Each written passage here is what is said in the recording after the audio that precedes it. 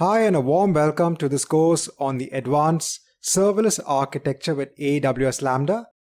My name is Alan Rodericks. So I'm a software engineering specialist. I have plenty years of experience under my belt in the IT industry, with a lot of that experience working with Emirates Airlines. I'm currently managing my own startup company. I have a lot of certifications against my name, and a lot of them belong to the Amazon Web Services domain. So let's have a quick course overview. What are we going to learn? So firstly, we're going to learn the entire components of the AWS Serverless Architecture.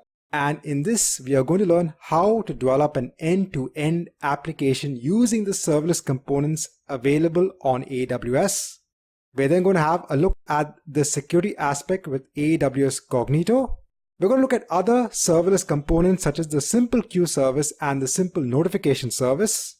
We are going to look at monitoring using CloudWatch. And then finally, we're going to look at the serverless application model in the advanced section of this course. Now, why serverless computing?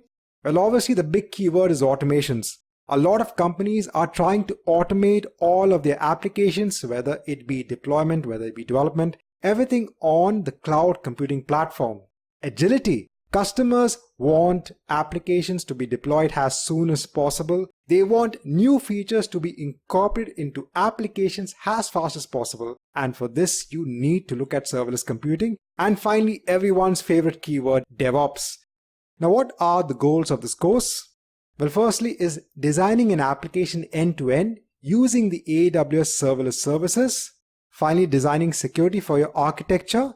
Looking at serverless components such as the simple queue service and the simple notification service, monitoring and logging, and finally a look at the serverless application model.